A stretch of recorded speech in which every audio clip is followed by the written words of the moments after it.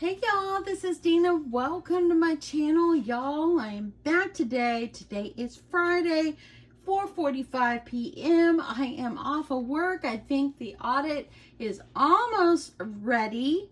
But anyway, it felt really good today to be able to leave around my time and not have to work too much more overtime.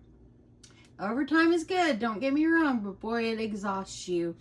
Anyway, got 2 more audits coming, but for today, it's over and it's the weekend. So, I thought today for my video, and I've been needing to do this video, and I do one pretty much every year about craft fairs and what I do at my craft fair, what I take to my craft fair, and how do I find out about craft fairs. I pulled out a few of my things, and I thought that I would just kind of go over this with you. So I got my email, and I actually do my craft fair at the Wylie, and it's called the Wylie Arts Festival. It's in Wylie, Texas. And my craft fair, as you see, is going to be December 4th, and it's going to be from 9 to 4. So I do this one every year, and I have for the last 5, 6, 7 years. And I really do enjoy it. It's really a lot of fun. And so yeah, I just thought what I'm going to do is just kind of walk you through my process of me getting ready for my craft fair and things that I know I need to do. So I keep everything in my Rubbermaid bins, and when it's time, I pull them out. But so today I received my email, and this tells me when the craft fair is and the vendor application. And it also tells me there's more than 130 art and craft vendors. Now, the craft fair that I do, they do require you to do handmade items. Sometimes that there are people that sell like things that they've purchased and they're going to sell them. For this one, it's handmade items. So it says on here, from jewelry to home decor to clothing to paint to gift items. You will not find it anywhere else. So yeah, and then they also have like food trucks and all the thing. They usually have a car show. It's just a lot of fun. It's a lot of work, but a lot of fun, and I have met some great people out there. So this one that I always do is well advertised, so that is super important when you're deciding if you want to do a craft fair. Find out if they advertise, because if they do not advertise, then you're not going to get any business. I mean, if people know about it, they're going to come. This one happens every year. That's why I go back to this one. It's pretty much the one I do. And yeah, the people are great, and you just really enjoy it. I love the setup. They're so organized. So yeah, so if they're organized, you need to be organized as well. So on here, on this was the attachment to the email, and it does have the vendor application. So this is what it looks like.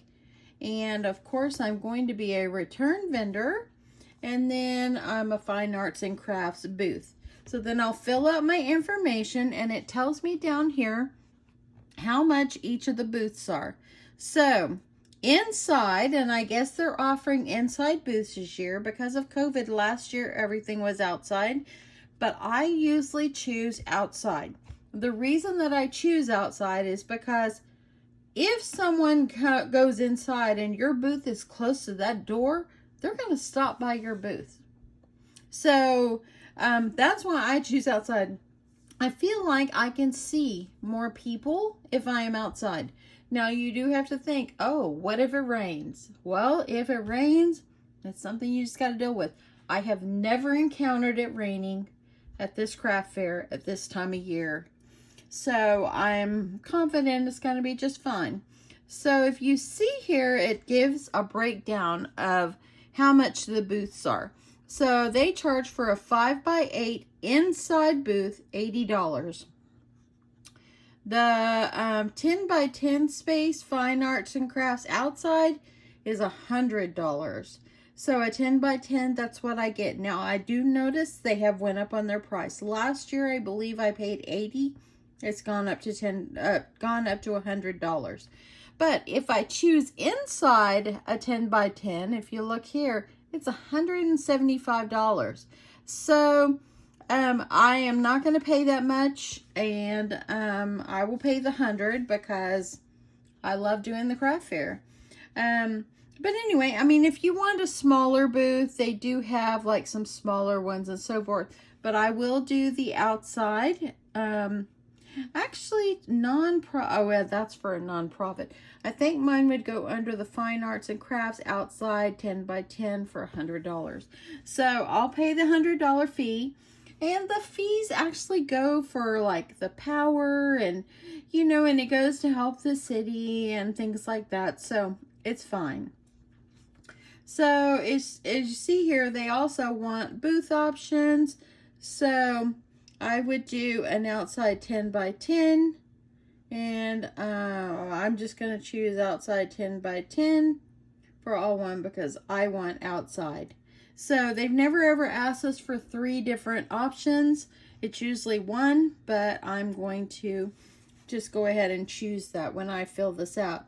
It also wants to know what kind of items you sell. So you need to give them kind of a list of things that you sell and so forth. And then they also, for this particular one that I do, they do ask for pictures of what you sell. So you would click here to upload, and you would upload some pictures of a few things that you sell. They have a rule that they want to know what you're going to sell because they want to make sure that it's not something store-bought that you're putting out there. They want to make sure that what you've done, you've created with your hands.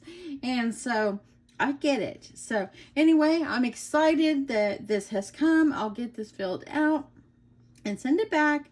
Of course, on the application, it also tells you about, like it says, no alcohol sales, vendors must have their own ice, and so forth. And if you sell, you know, food, you have to provide all that. You need to contact the county or the Collin County Health Department or your local health department for health permits. And there's a lot that goes on for the food and beverage people. But I am just a little old craft fair. Okay, so craft booth. Anyway, this one says registration must be received on or before October 15th. They're giving us more time this year because normally we have to have this in by at least September, beginning of September. I will go ahead and I will sign up, and you just have to make sure you pay, you know, within the time frame that they allow. Normally they'll tell you, you know, you can submit your application and make sure you pay your booth fee by a certain date. But I'll just go ahead and probably just pay mine.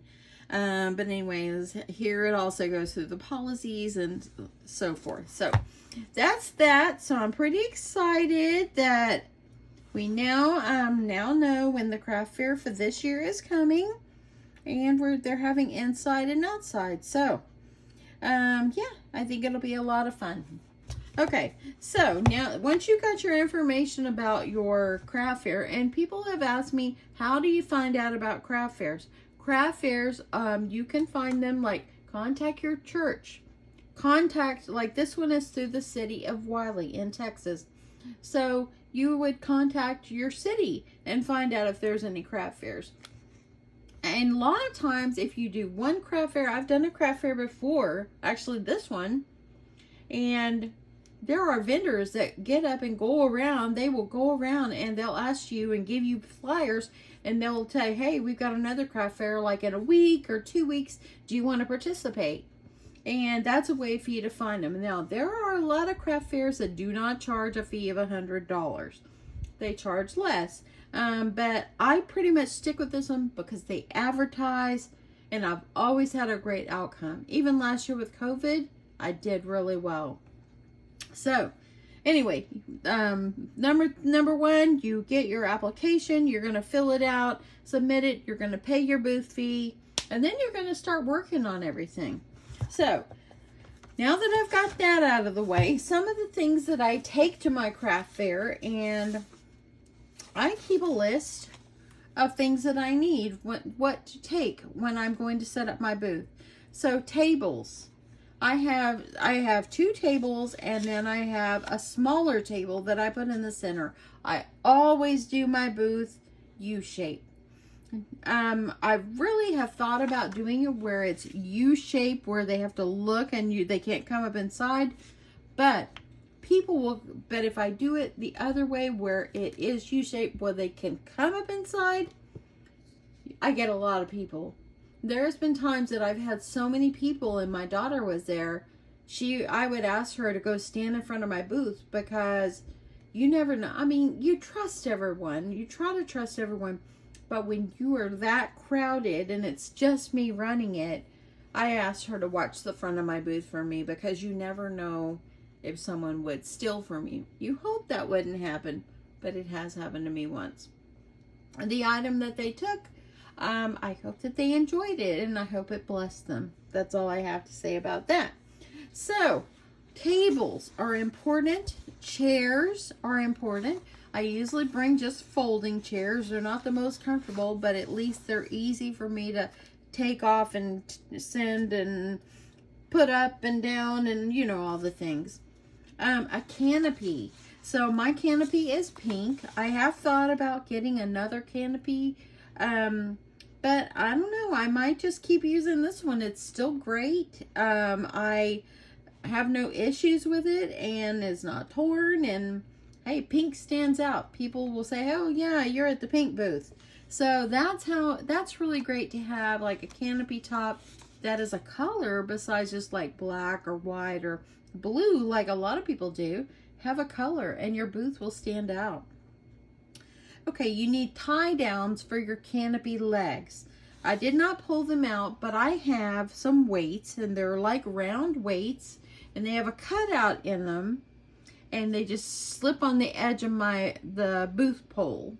So they work wonderfully. I got them at Academy, and I've had them for years, and when I'm done, I pop them back in the box, and I just store them in my husband's garage, in our garage in there. So make sure you have some kind of tie downs for your canopy. Now the craft fair that I do, they usually have it on cement. So that is good. Now if you're doing it like on a grassy area, you can use these kind of tie downs, or you can use the stakes in the ground. Decorations are super important. You want to make sure that you add a little bit of something to your booth. You want it to be cute. Cute will bring them in, I promise you. Cute brings them in, people. Extension cords. Make sure that you have an extension cord. If you have an opportunity to have any kind of power at your craft fair, you want to make sure you have the extension cord, or you might even want to have like your extension cords to plug in your cell phone or something like that. Zip ties. Let me just tell you, let me show you.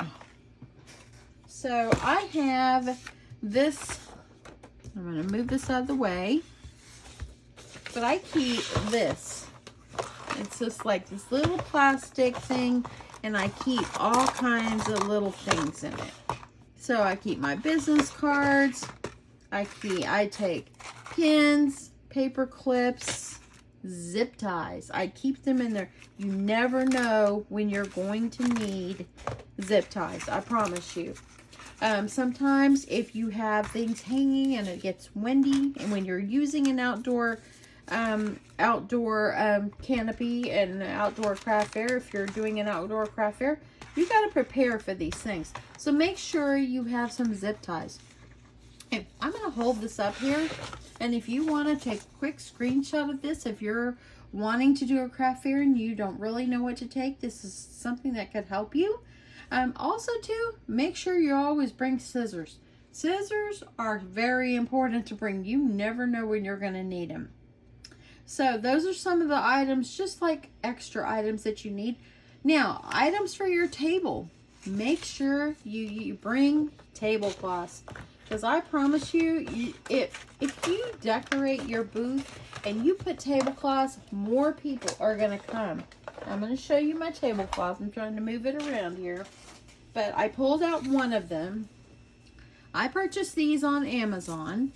And they're stretchy, as you see. And underneath the legs, this part right here opens up, this elastic, and the leg of your table goes up inside there and it holds them down. I'm not a fan of using like plastic tablecloths. Some people use those and that's their preference. Me, if your booth looks good, you're going to get more customers because you took the time to make everything presentable. So these tablecloths, I got them several years ago, and as you see, it's a 6 foot. And let me see if it's got the brand. This one says Utopia Kitchen. But you can Google on Amazon or look up on Amazon tablecloths with that have the leg, that have these elastic for the legs. That's how I found them. I just Googled tablecloths looking for these. So I have 2 6 foot ones, or 2 that'll fit my 6 foot tables. And then I also have a smaller one to fit my smaller table that I always put in the middle. But let me tell you, these tablecloths are absolutely fabulous. I've used them for several years. You can wash them. And yeah, you could put the leg inside the elastic and it's on all 4 corners. So that is my tablecloth. And another thing I do for my tables, when I put these tablecloths, I stretch them over my tables and tuck them underneath the feet of my table. Then I always bring some wrapping paper, and I will cut a piece off that fits the length of the table and lean it over at the top. Then that way, if something spills on it, it won't be all over my tablecloth. And not to mention, it makes my table look so festive. So yeah, I'm probably going to use these this year, or I thought about seeing if I could find some pink ones and go with a real pink vibe. I don't know. I'll think about it, but I always keep these. If I don't get any more, I'll just go ahead and I will just use these. I mean, they're in great shape. They don't have no rips. And I'll see if I can link them below. I bought these a couple of years ago, so I need to see if I can find them on Amazon. If I can, I'll try to link them below for you. So anyway, so that's what I do for my tables. Baskets for your items are real important. So some of the little baskets that I bring, I just use these little red ones here. Let me get you out just a tad. I use these little red ones, and I bought them probably at Dollar Tree. This one got thrown in my bin, and I just need to wash it. But I always line all my stuff up, and what I do before the craft fair is I will put everything, like if I've made traveler's notebooks or whatever, I line them up in the baskets, and I put them down in my bins. That way, when I get there, I just pull the basket out, set it on my table. So that's a time saver for me as well. Okay, so the next thing you're going to need is, oh, look at that. I had baskets for my items twice on there. Tape. Make sure you always bring Scotch tape. Some tape like this is always good to have. Bring tape. You never know when you're going to need tape. Also bring some clothespins. Clothespins could actually help to hold your price tags on if you've made little signs. Or you can glue your signs on the clothespins and put them on your basket. So clothespins. A rope. Rope is very important. I always hang ropes up in my booth because I always hang things up from the poles in my booth. To hang them going across, that way, like when I sold my tablecloths or my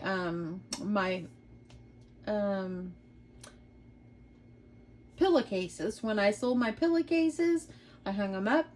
When I sell my like stockings, I hang up. And people can walk in and just see it. They can see it. It helps. So make sure you bring rope. Paper clips, as I showed you in my little thing. Paper clips are good to bring. You never know if you need them. You can always hang things off of the edge of the paper clips. Other things you might need are bags. And this is just some of the small ones. I always order mine on Amazon. And these right here, just some cute pink ones. And I always make sure you bring different sizes because you're going to have people that might buy more than just one item. and you're going to need a bigger bag. Business cards. So I created or got some business cards off of Vistaprint.com. Not sponsored, of course. I have to redo it because actually I probably don't need to redo it. So I just have a little simple business card with my email, and that's it.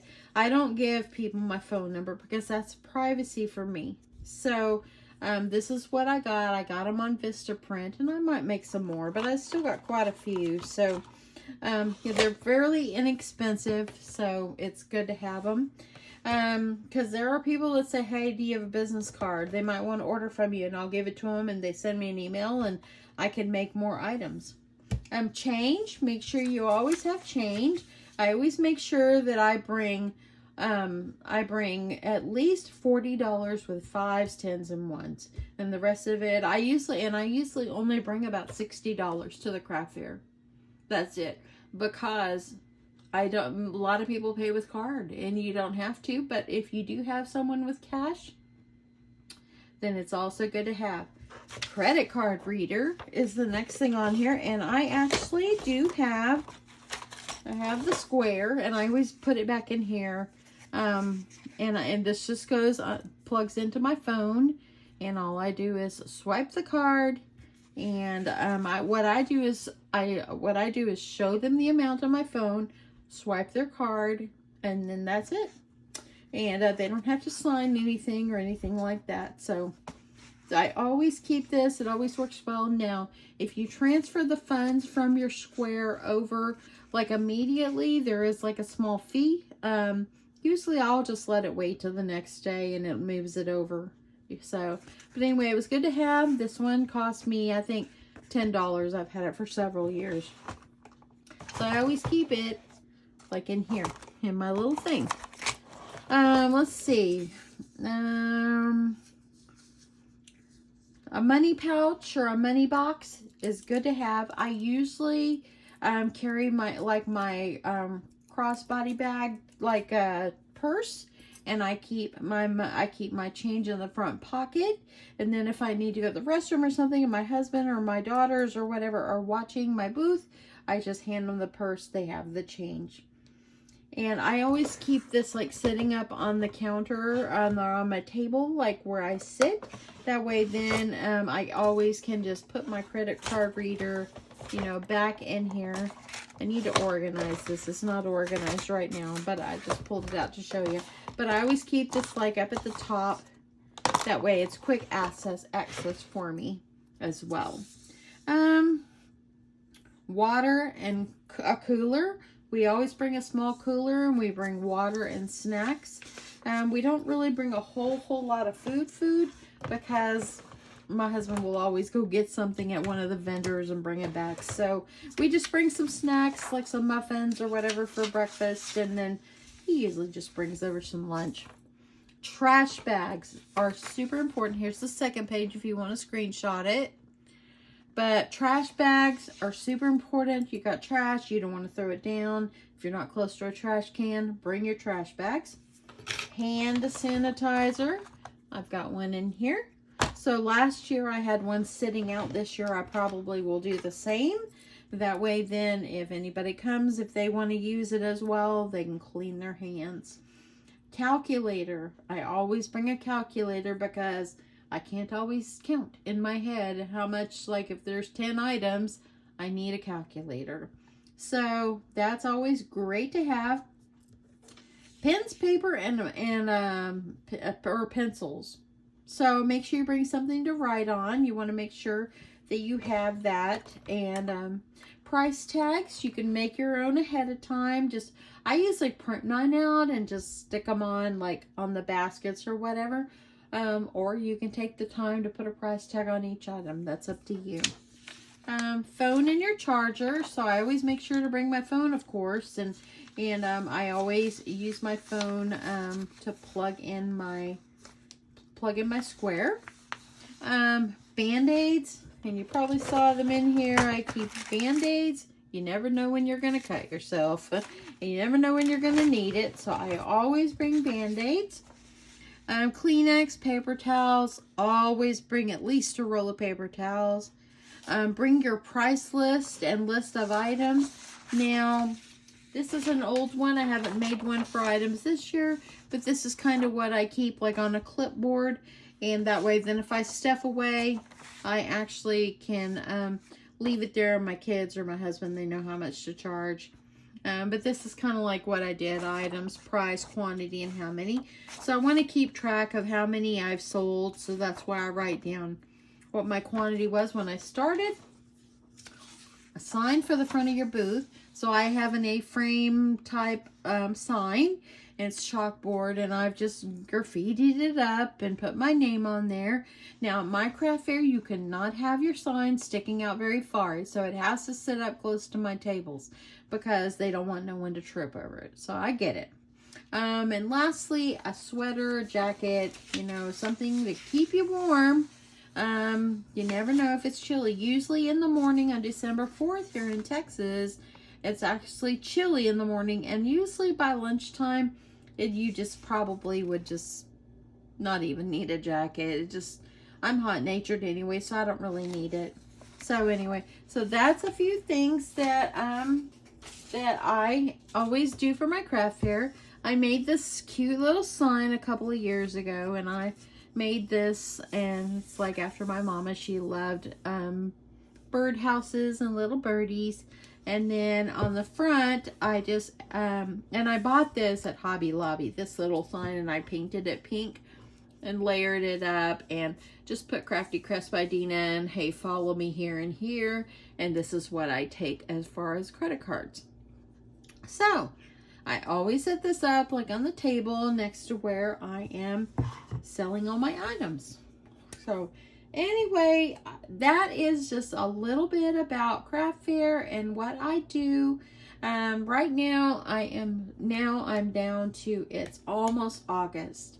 So that means August, September, October, November. 4 months. I've got to be ready. So it's time to get super serious. Work is so busy, but I'm glad that I'm still getting to work from home at least every other week. So on my break and all that, I'll be able to, you know, work on it. So anyway, I am going to start getting little lists of things that I want to sell. And yeah, I'll make myself a new list. And I won't use this one. I'll have a new list with my prices and so forth. I use this every year because it works for me. So anyway, I hope that you found this helpful. I actually wanted to show you too. I keep these as well, and I have more. These are shower curtain hooks. So if you want to hang things up in your on your poles of your canopy, then you can use the shower curtain hooks to go over the poles, and you just drape your rope or whatever through here, and it helps to keep it in place. So anyway, I hope that you guys have found this helpful. I've been wanting to do a 2021 craft fair. Let's get ready for it. What do you need and all that stuff. So I've been wanting to do that. Y'all, it's so much fun to do craft fairs. It really, really is. And it's just, you meet the people, and, you know, I have had a great experience. Another thing, a tip that you want to do for your craft fair is never overprice your stuff. Now, it might take us a little time to make things, but sometimes if you worked on it so hard for how many days, people are not going to go out and pay tons and tons of money at a craft fair. So I usually have, you know, I don't think there really ever has been anything more than $50 at my craft fair. I take that back. My ladder I made, and I did not sell it. I still have it, but that's fine. Luckily I only made one. But yeah, you just never know what's gonna sell and what's not. But don't overprice your items, and make sure that you have plenty of stock. Make sure that instead of bringing like if it's small items, like if you did hot cocoa packs, I wouldn't bring just 10. Because you're going to sell them all. People are going to want more. Mostly if they're cute.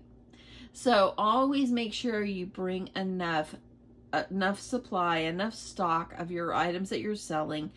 If they're items like maybe notebooks or something like that, I typically use the rule of thumb of 20.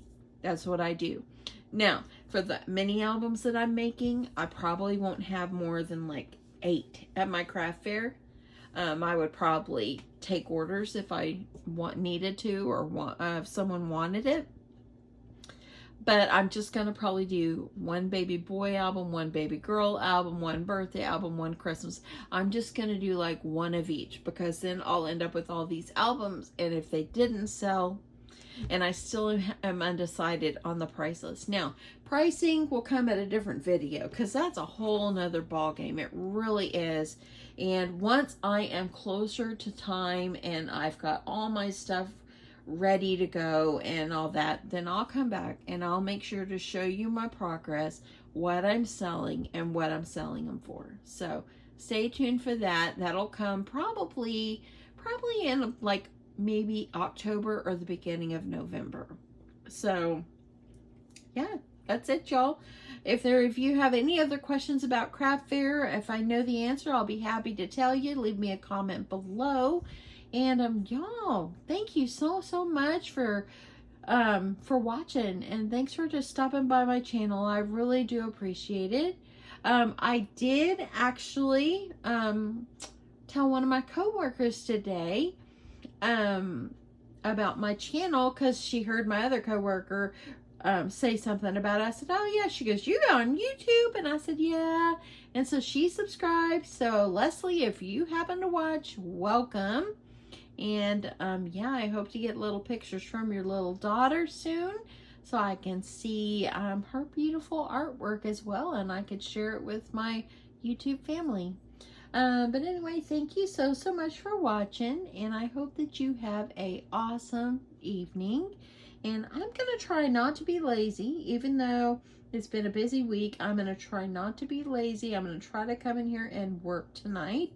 And yeah, that's it. And tomorrow I'm home. I get to work and in my craft room, and yeah, it's another Saturday, but it's going to be a great day. I just know it. Anyway, thank you so much for watching. I love you guys, and the moon and back. Talk to you soon. Bye.